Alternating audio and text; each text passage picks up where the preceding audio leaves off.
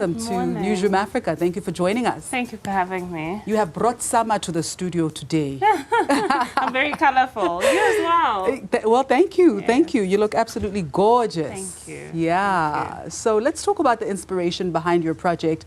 In your socials, you actually tweeted that this project represents merging the two different worlds of spirituality and religion. What does this mean?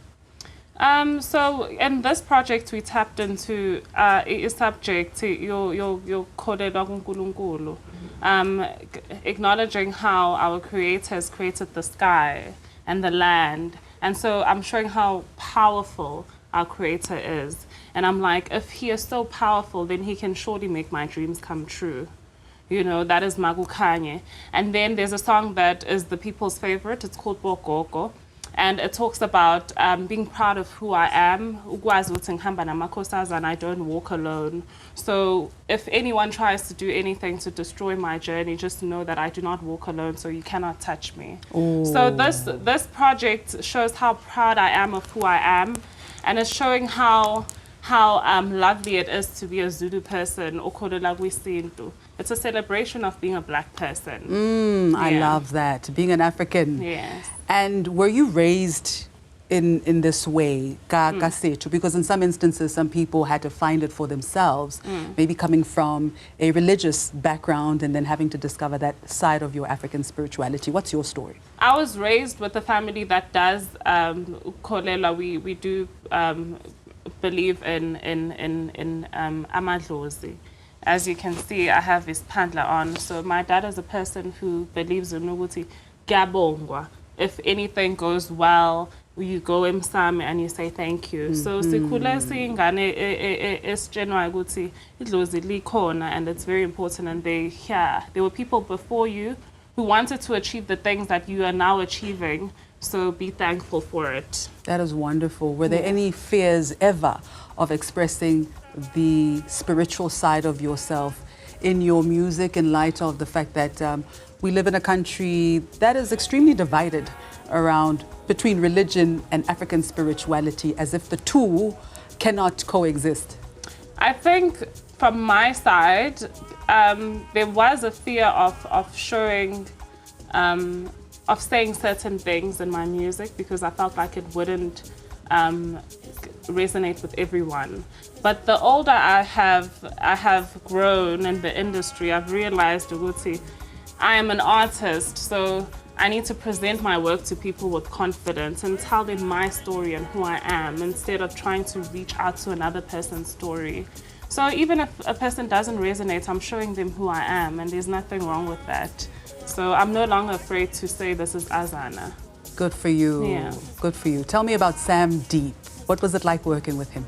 Sam Deep is a amapiano producer. I was very interested in working with him because I could see that he could fuse jazz and house into amapiano. I wanted to jump onto the amapiano space, but it needed to sound like it was a fusion of where I come from musically. So people know Azana to be very musical and jazzy. And so he was the perfect person to collaborate with on this project.